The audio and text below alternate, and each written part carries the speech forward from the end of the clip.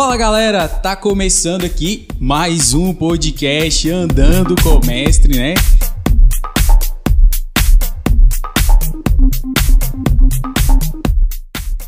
E antes de eu apresentar esse meu convidado aqui mais que especial de hoje, eu quero convidar você aí a se inscrever no nosso canal, né? A ativar o sininho aí para que todo sábado você possa receber a notificação de um novo vídeo, de um novo podcast, um novo testemunho que tem sido lançado aqui no nosso canal e que tem edificado muitas vidas, tá bom? Então fica aí esse convite para você, tá bom? Ativa o sininho aí e se inscreva no nosso canal. E hoje eu tenho a honra de receber aqui o pastor Matheus Pereira, diretamente de São Paulo, né? Está aqui nos nossos estúdios para gravar conosco hoje.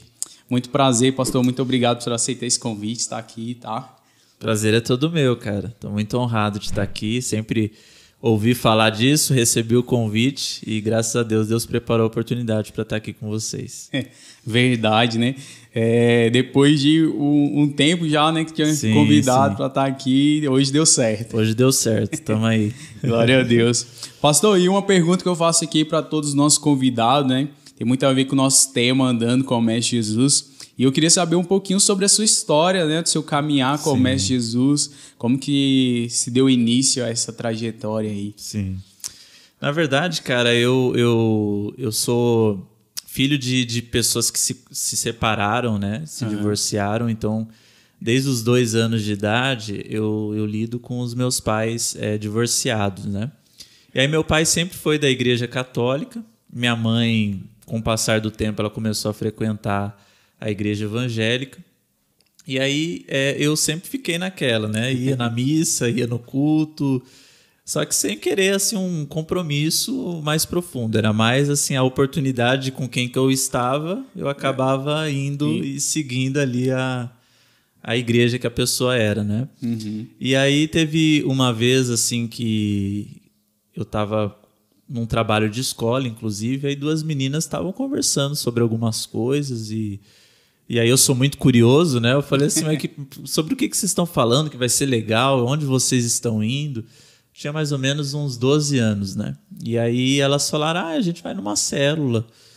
Eu falei, célula? O que é célula, né? Aí elas falaram, a gente vai se reunir com os jovens ali, depois a gente vai comer alguma coisa e tal.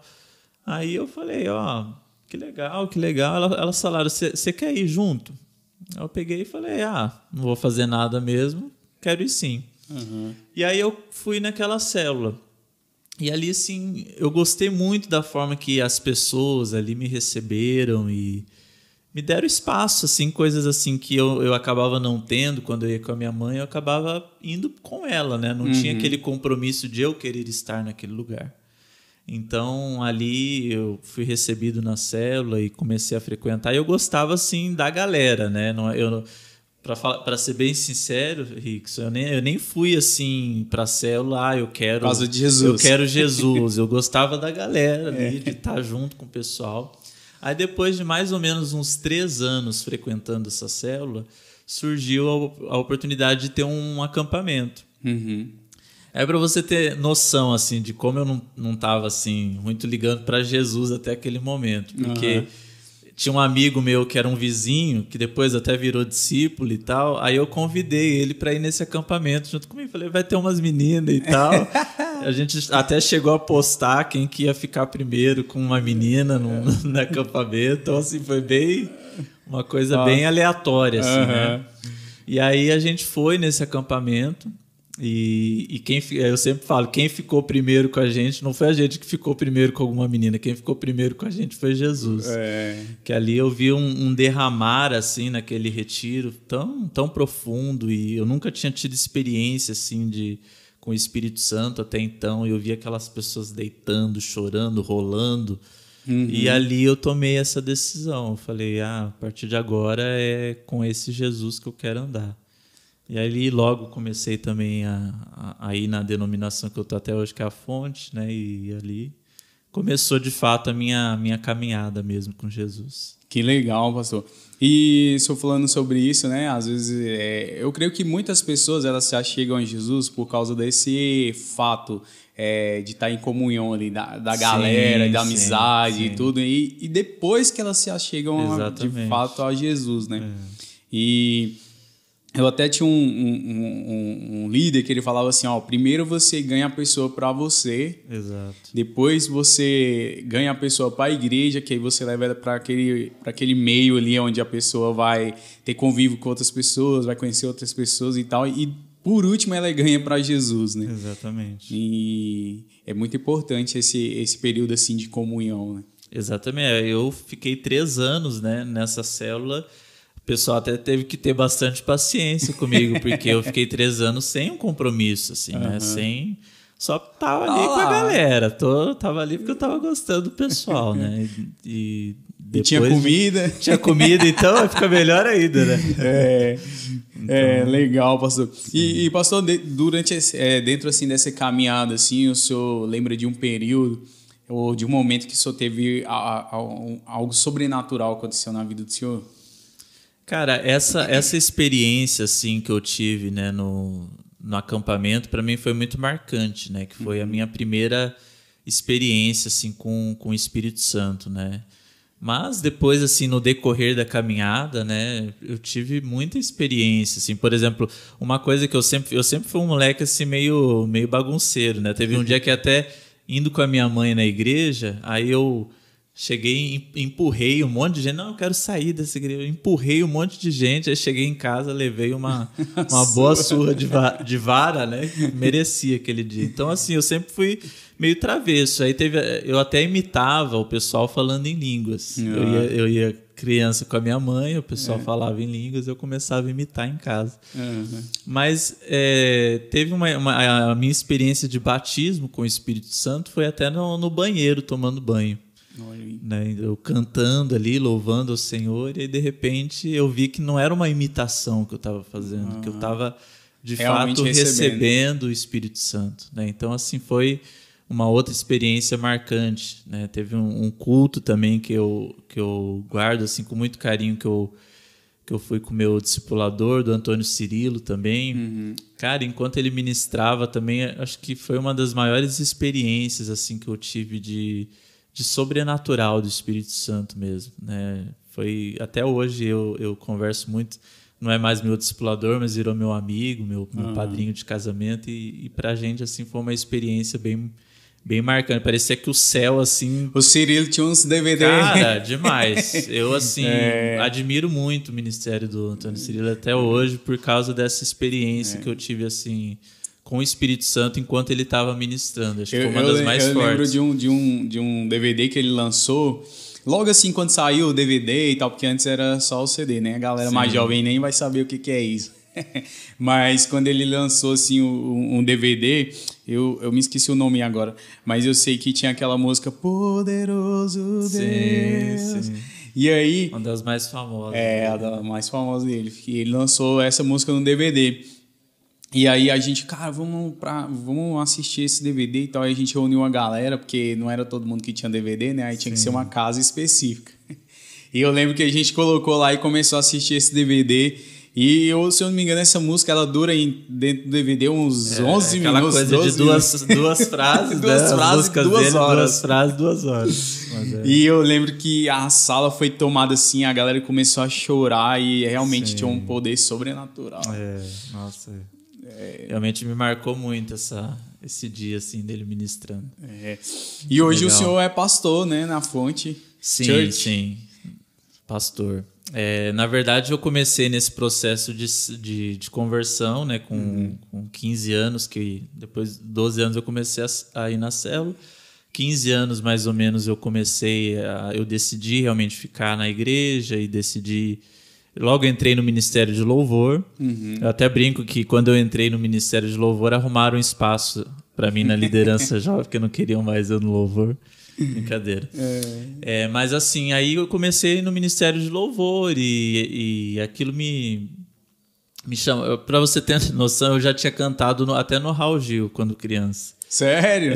Olha aí. Eu cantava sertanejo no Raul Gil. Aí o pessoal da célula sabia. Aí uma das coisas que eles falaram, Matheus, vem pra igreja mesmo, que aí você entra no Ministério de Louvor. E aí eu gostei da ideia, né, de cantar no louvor e tal, e realmente decidi por Jesus. E ali eu comecei, com 15 anos, a estar no Ministério de Louvor.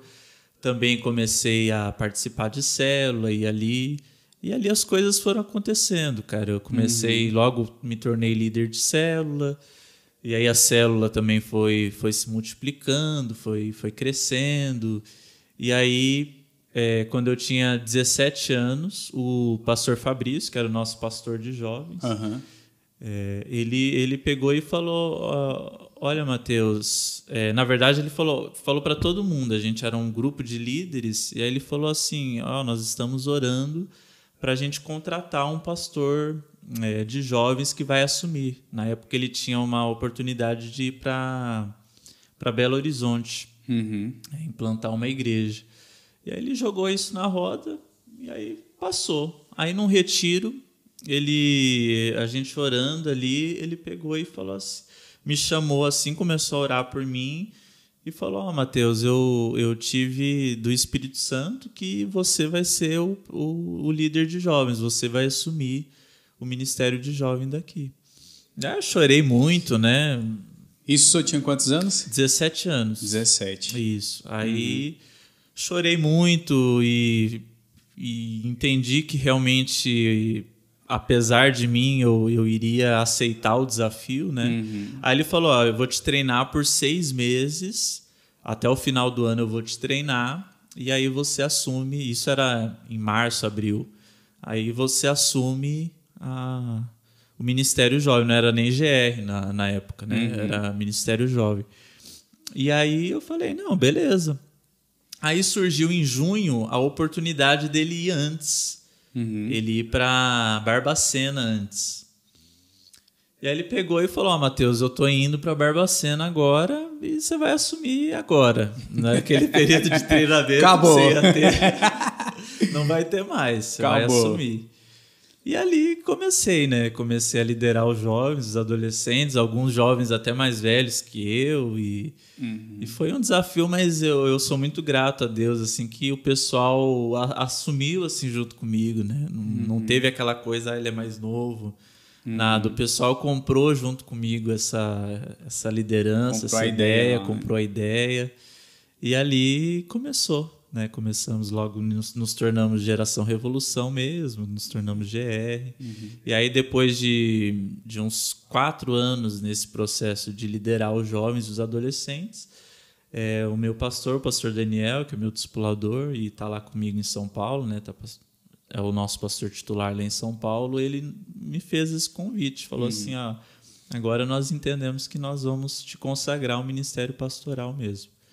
E ali eu fui consagrado. E pastor, dentro dessa caminhada aí, né, qual é o maior desafio, né, liderar os jovens, principalmente nos dias de hoje, com a tecnologia e tudo mais? Qual que é o maior desafio que o senhor acha que o senhor enfrentou aí nesse período?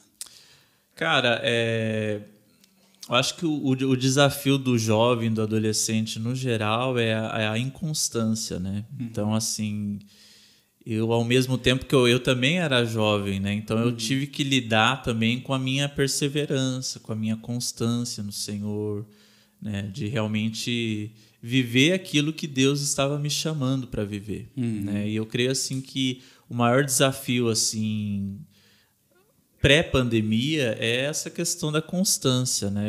E a pandemia ela veio também de uma forma mudando muito a mentalidade do jovem e do adolescente, né? Hoje nós temos também alguns outros desafios além da inconstância que nós tínhamos antes, né? Mas eu creio assim que num primeiro momento, quando eu assumi os jovens e os adolescentes, uma coisa que sempre foi um desafio, né, para o jovem, para o adolescente, é a inconstância, que é um processo que a gente está se formando ali, né, como pessoa, como cristão, como cidadão. Muitas né? Então, incógnitas, né? tem muitas dúvidas. Muitas dúvidas. E aí que você quer saber se pode ou não pode, mas às vezes você não quer de fato buscar em Deus as respostas, né? Às vezes a gente quer também respostas práticas, né? Prontas, né? Prontas. É o efeito micro-ondas aí, né, da galera? Exatamente. Tudo imediatista, né? Exatamente. Tudo na hora e tal.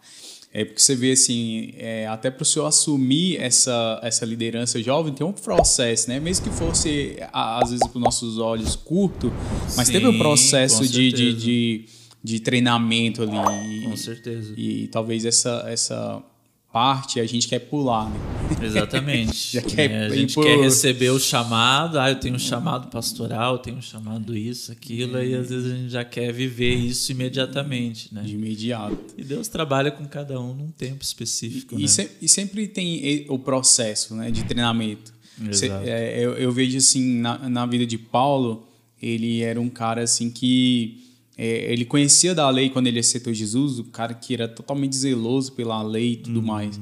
Mas nem ele fugiu do processo de ser treinado, né? Exato. Passou ali 7 anos ali sendo só treinado pelos discípulos que conviveram com Jesus e tudo mais.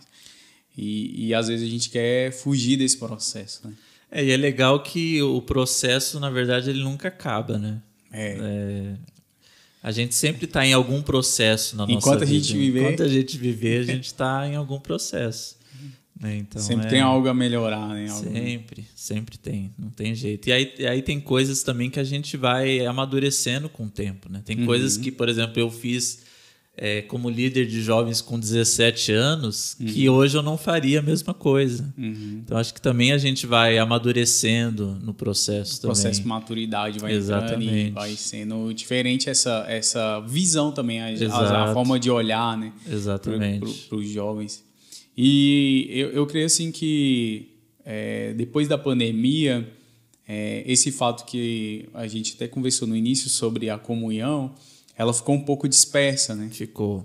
Difícil de como tem sido assim para vocês, assim, para o pastor Matheus lidar com esse processo depois da pandemia, assim, de comunhão, de chamar o pessoal para perto e tudo mais? Tem sido um grande desafio, né? Porque esse negócio do fique em casa, né? Muitas vezes tornou as pessoas amantes desse negócio de ficar em casa, né? Tipo Gostei. assim, gostei desse negócio de ficar assistindo só Netflix e tal. Só palavra pelo YouTube. Só palavra pelo YouTube. Nada contra essas coisas, Sim. né? Mas eu creio que também a comunhão... Até né? porque nós estamos fazendo parte disso aqui. Exatamente. Eu acho que é muito importante. A pandemia trouxe coisas muito benéficas. A gente também lá em São Paulo faz os cultos online.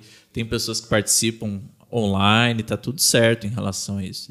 Né? Mas eu creio assim que o desafio é realmente trazer as pessoas para perto, para se conectarem, né? Por mais que estejam virtualmente, mas não deixarem de estar conectadas umas às outras. Senão não faz sentido o ser igreja, né?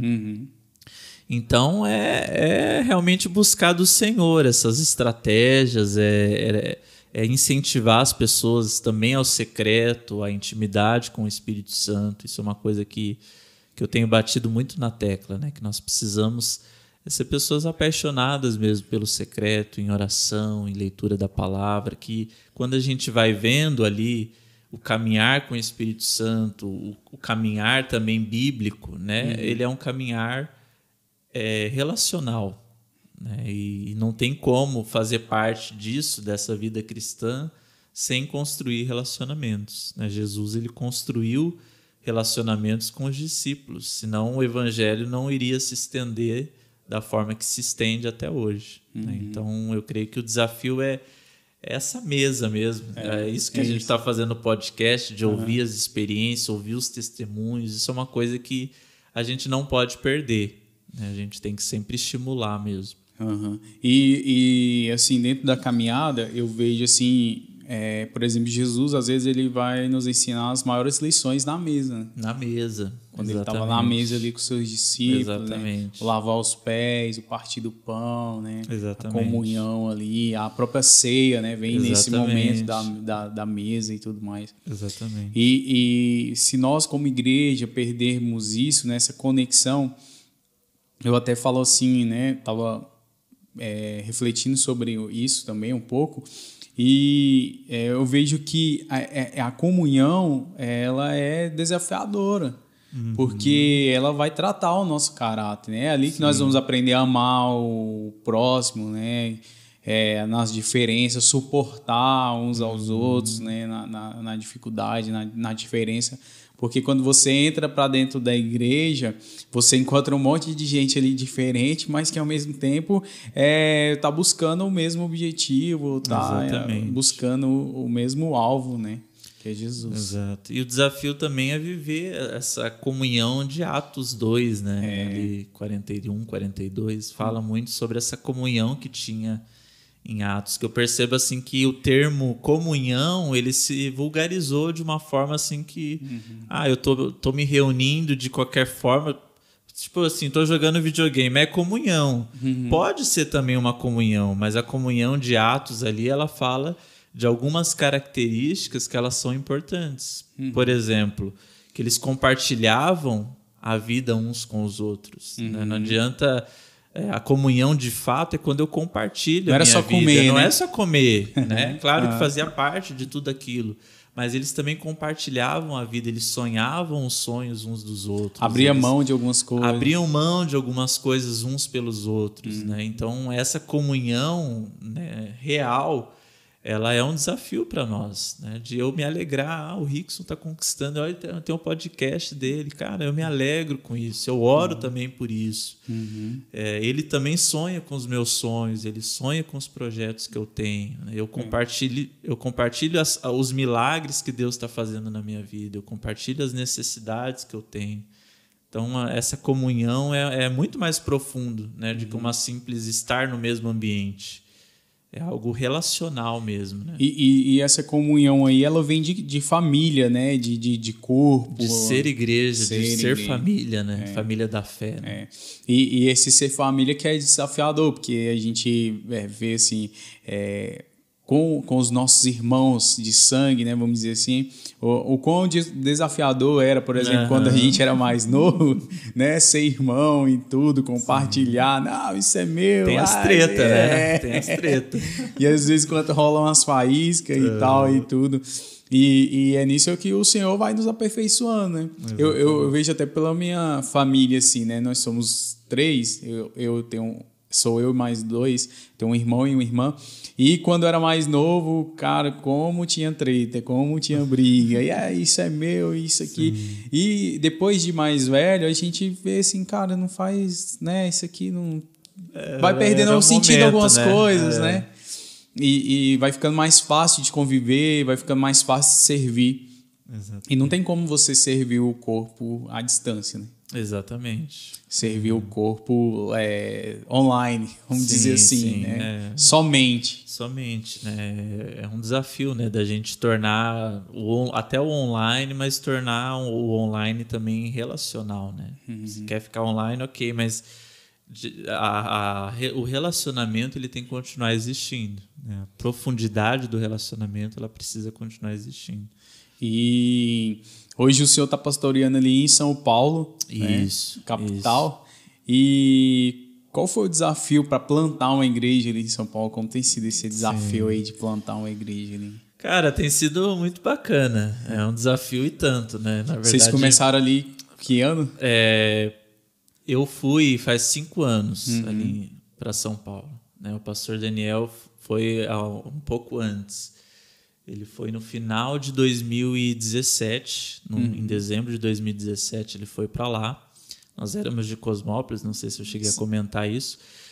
Aí no final de 2017 ele foi para lá e eu ainda estava no intercâmbio e cheguei em março para Cosmópolis, fiquei ali um tempo em Cosmópolis e em junho de 2018 eu fui para São Paulo. E é um desafio assim muito grande. A gente, na verdade, foi se reconstruindo, né? Porque nós tínhamos uma mentalidade ali de uma igreja formada para uma cidade pequena, uma cidade de 60 mil habitantes. Havia características de uma cidade pequena, né? E aí a gente vai, de repente, para uma cidade de 12 milhões de habitantes. né? Na região metropolitana tem 20 milhões de habitantes, né? Então foi um processo assim, e tem sido, na verdade, um processo de muito amadurecimento, de muito crescimento, de aprendizado, é isso aqui que a gente fazia em Cosmópolis, né? Isso aqui não vai dar muito certo aqui. A gente tem que readaptar a forma da gente pensar a igreja também ali em São Paulo. E estamos muito felizes. A gente teve também essa pandemia como um percalço, né? A gente tinha um projeto do Cavando Fontes, que é um projeto de seminário, de jovens que vão para lá e estudar. Então, a gente recebeu uma turma dentro desse seminário, uma turma de 12 pessoas. E aí, o primeiro ano foi um primeiro ano muito bom de crescimento ali para aqueles seminaristas, de maturidade cristã mesmo, que eles foram adquirindo através das aulas, através do relacionamento de discipulado também. Só que no segundo ano, né, que era aquele ano que a gente esperava assim, não, agora a gente vai trabalhar mesmo para fora daqui, né, vamos avançar, vamos crescer, aí veio a pandemia. Então, assim, o seminário ele teve também que ser encurtado, né? A ideia era ficar todo o ano de 2020. 2020.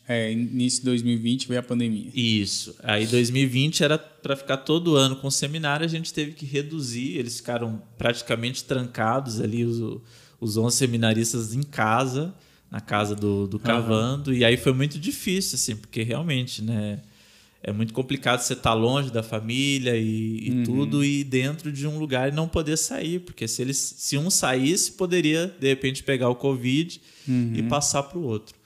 Só sei assim que foi encurtado o processo, né? Então a gente também teve que lidar com esses percalços também, né? De uma igreja em formação numa capital com uma equipe reduzida, que tinha essa expectativa também do Cavando também ajudar, mas aí veio a pandemia, deu uma embaralhada aí nos planos que a gente tinha, né? E tivemos que ir para online também, para as lives, e aí não tinha gente para fazer aquelas lives muito bem qualificadas, né? Então foi todo esse processo.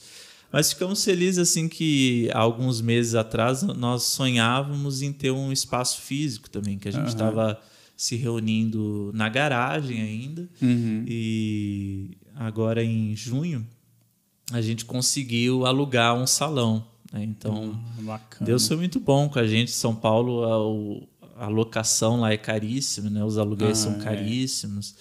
E Deus, assim, foi muito generoso com a gente. Nos deu um lugar na avenida ali, Interlagos, que é uma das avenidas principais onde a gente mora. Então, a gente está ali, esse processo de reforma. Era um antigo buffet. Então, nós estamos ali dando uma repaginada no espaço e já estamos fazendo os cultos ali. Então, eu creio, assim, que vai ser um tempo novo para a gente. E a gente está bem alegre com isso. Legal. E hoje o pastor está com quantos anos?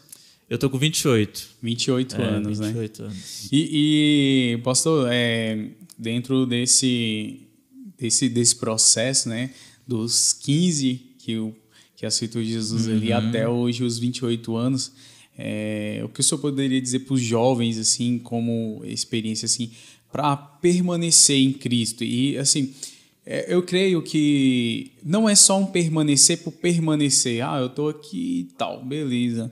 Né? Mas eu creio que é um permanecer com propósito, né? Com objetivo, permanecer, sim, realmente apaixonado por Jesus. Sim. O que eu tenho a dizer, assim, é que vale a pena, né? Servir a Jesus é a coisa mais incrível que eu poderia ter na minha vida. Eu sempre falo assim que Deus ele já nos deu o presente da salvação, que é o presente da gente ter a perspectiva, da gente morar né, com Ele por toda a eternidade. Né? Isso já seria o suficiente. Né? Mas o que eu vejo na minha caminhada de fé é Deus me surpreendendo, é Deus me dando muito, muito além do que eu imaginei, muito além do que eu sonhei, muito além do que eu projetei.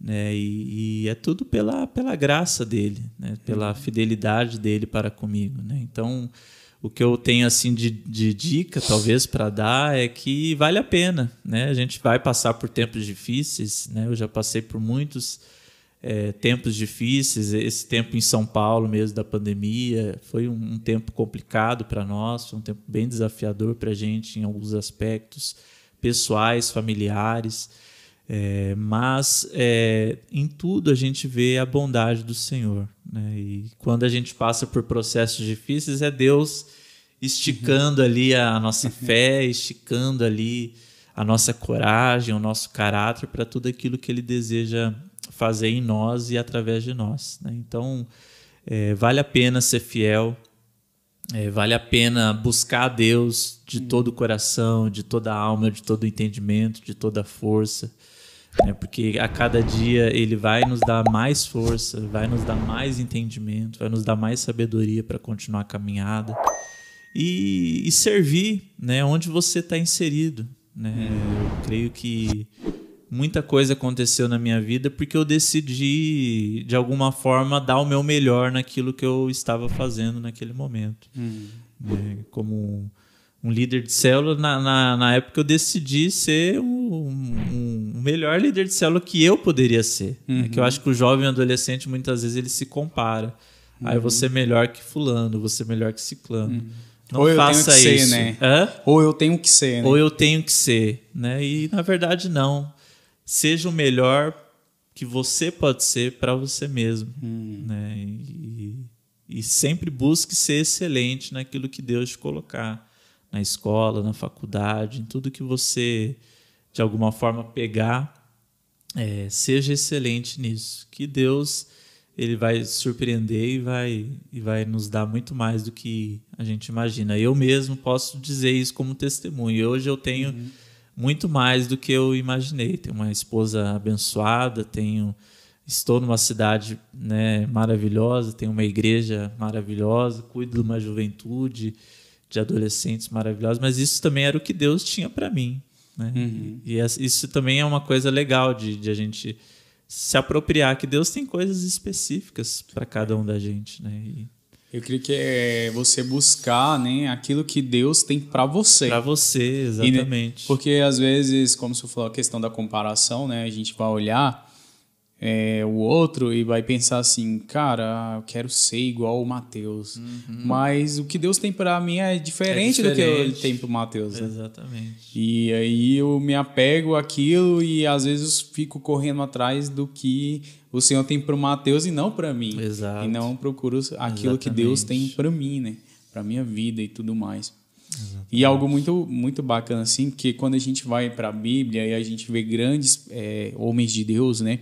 Hoje a gente sabe disso, né? Que eles são grandes homens de Deus, mas eu creio que naquela época muitos foram chamados jovens também, bem jovens, né? Davi, Josué, quando ele assumiu ali, né, o povo ali para terminar de guiar o povo ali até a Terra Prometida. E o que o Senhor falou para ele foi: seja forte e corajoso. Né? Não temas, eu estou contigo. E Davi, né, quando ele recebeu a unção ali de Deus na vida dele, era muito jovem, né? Vamos dizer assim, não tinha uma experiência nenhuma, assim. Mas o Senhor era com ele, né? E aí, quando a gente vê ele ali lutando com o gigante, ele fala, né?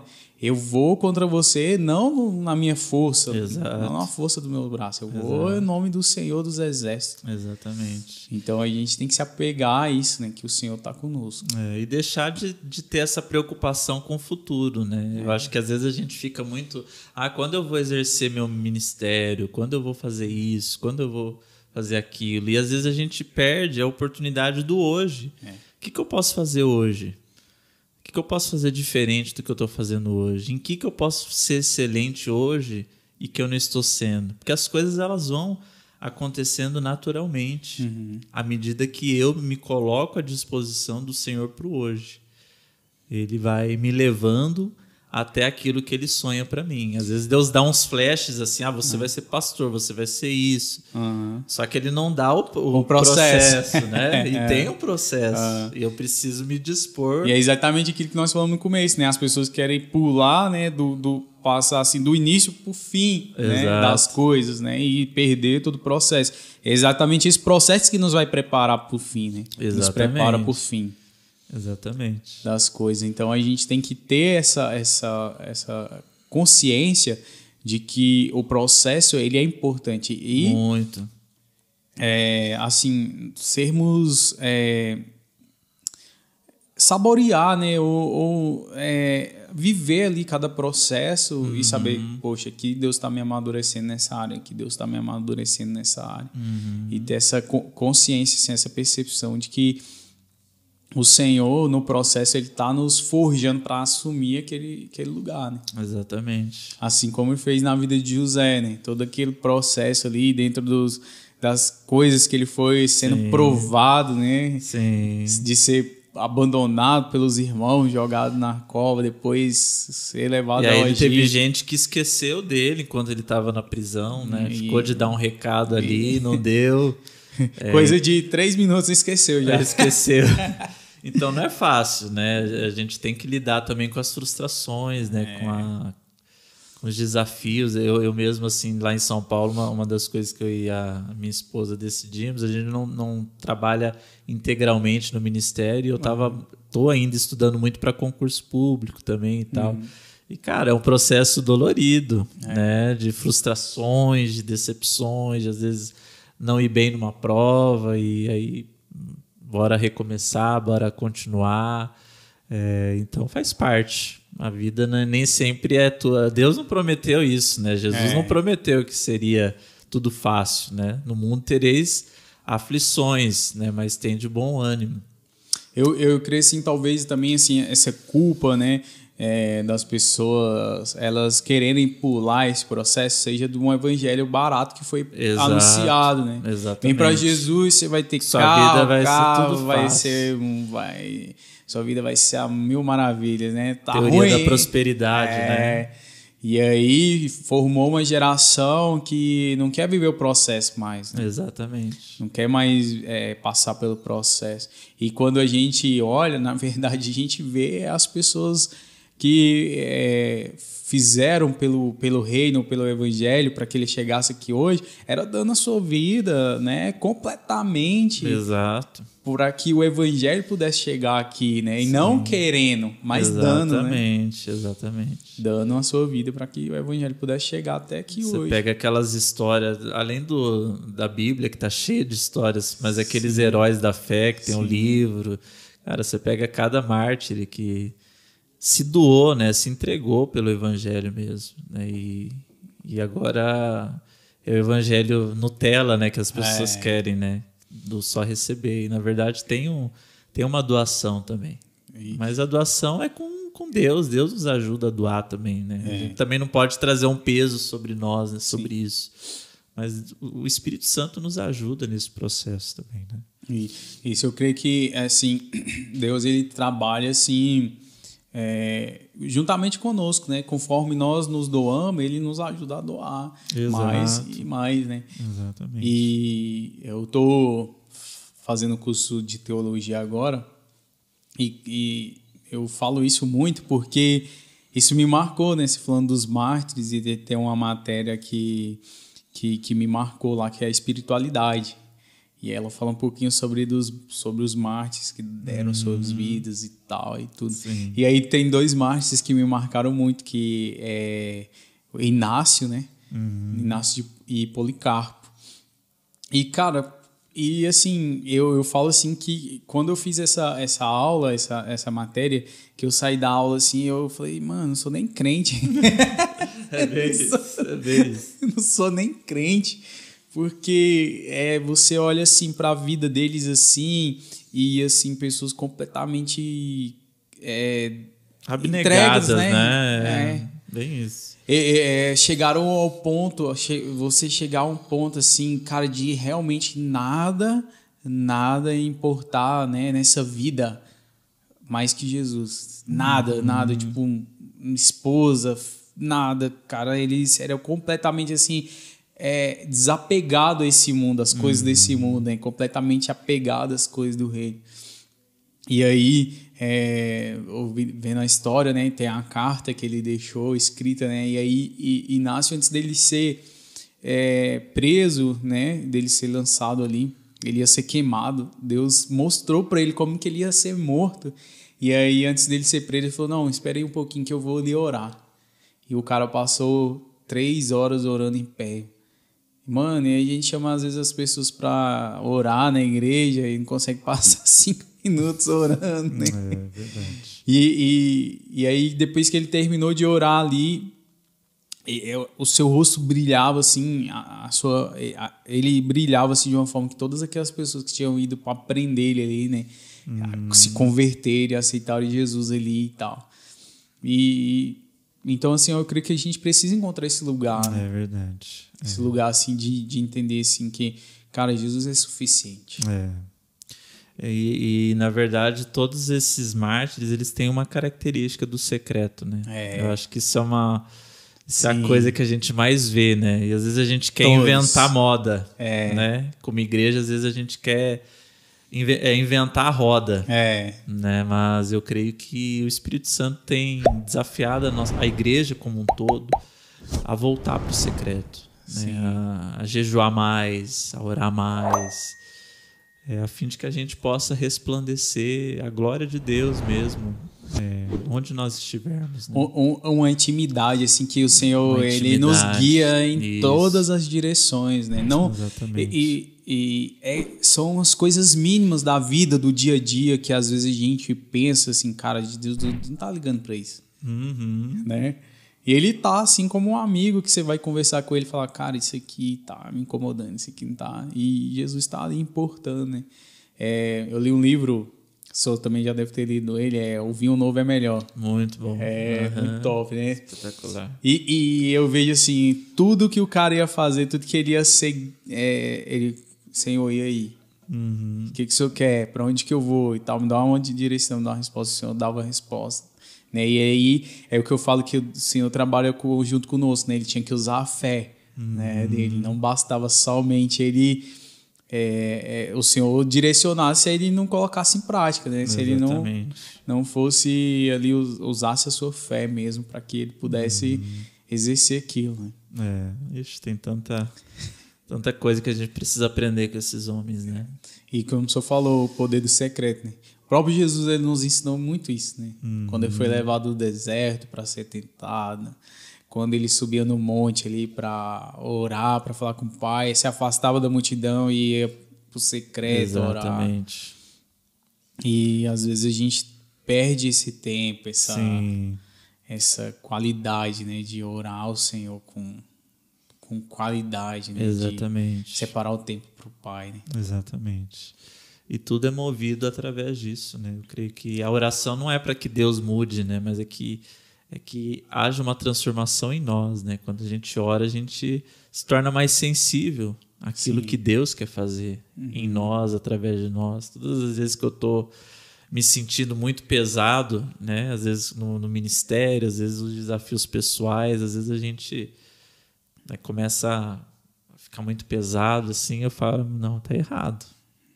Tá errado porque eu estou trazendo para mim uma coisa que, na verdade, Jesus ele fala para eu lançar diante dele, né? Que o jogo dele é suave, o fardo dele é leve. Né? Então, por isso que o tempo de intimidade com o Espírito Santo mesmo, o tempo do secreto, ele é tão primordial, porque a gente é limitado, né, Rickson? Eu falo assim que a gente é muito limitado, a gente não consegue enxergar tudo aquilo que Jesus, que Deus tem para nossas vidas, né? É só Ele mesmo que pode nos mostrar e fazer aquilo que Ele quer fazer através de nós, né? Sim. E hoje, assim, dentro desse secreto, assim, como que é desenvolver esse secreto, assim, pro senhor, assim, dentro, né, algumas dicas ou alguns passos que o senhor faz para a gente poder desenvolver esse secreto com mais facilidade, vamos dizer assim. Eu creio assim que é importante a gente, dentro das nossas correrias, dentro da nossa situação de vida, a gente tentar separar um tempo. Né? Eu acho que um período, um horário, né, que a gente vá realmente se comprometer assim, né, com o Senhor, de estar diante dele, de estar só com ele. Porque às vezes na correria é aquele negócio, né? Eu acho que eu vou orar de manhã. Aí de manhã surge alguma coisa, acho que eu vou jogar para tarde. Aí surge alguma coisa, eu vou jogar para noite. Aí mal a gente vê, a gente tá naquele ciclo de correria, de atividades, de situações, e a gente acaba perdendo isso, né? Então sempre joga para depois, né? Sempre joga para depois, né? Então separar um tempo dentro das possibilidades. Às vezes a gente também é muito exagerado. Não, agora eu vou começar, eu não oro nada, vamos supor. Agora eu vou começar a orar 2 horas por dia, né? E você não dá conta, né? Porque você quer ir do nada pro extremo. Então começa com pouco, né? Começa com pouco, mas torne aquilo um hábito na sua vida. Torne aquilo realmente algo constante. E aí daqui a pouco eu creio que é tão bom, né, tá em intimidade com o Espírito Santo, que a gente vai aumentando. Aumenta um pouquinho, aumenta outro pouquinho, mas tornar isso um hábito. Essa é uma dica. Outra dica é também entender que o Espírito Santo está com a gente a todo momento.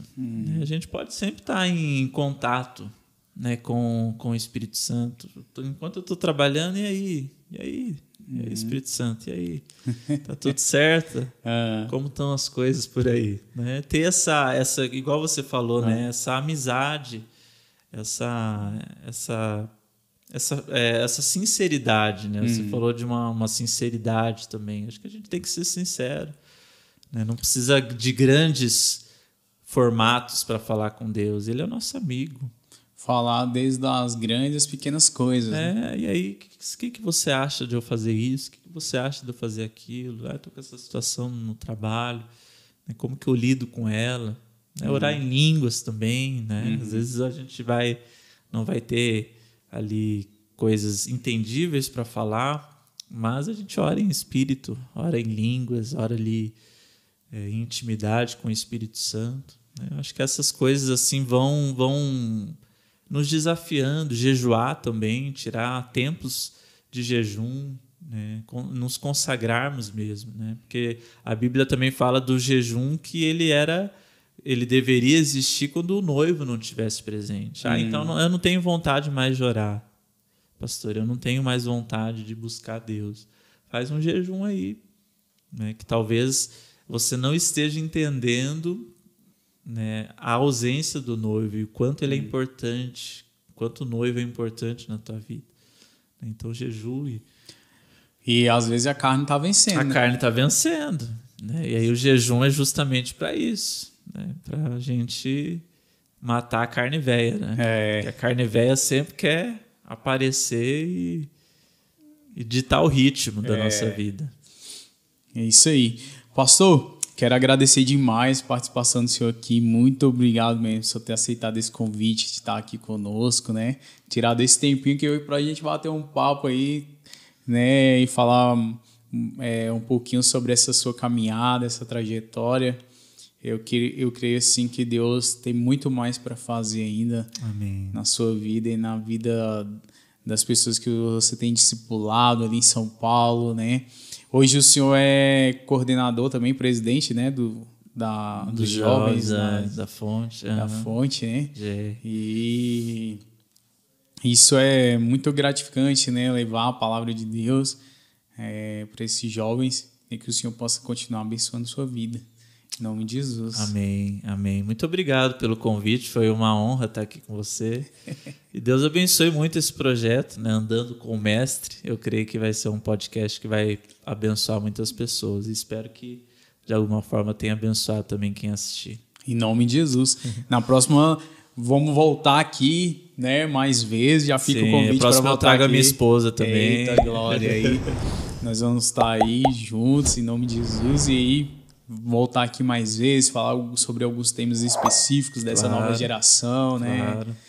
Um pouquinho aí sobre a ansiedade que tem tomado o coração dos jovens, principalmente, né? É um tema importante. Nos dias de hoje. E é isso aí. E é isso aí, galera. Esse aqui foi mais um vídeo Andando com o Mestre.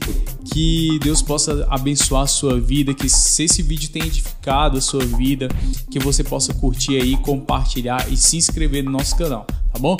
Fique com Deus e até a próxima. Deus abençoe.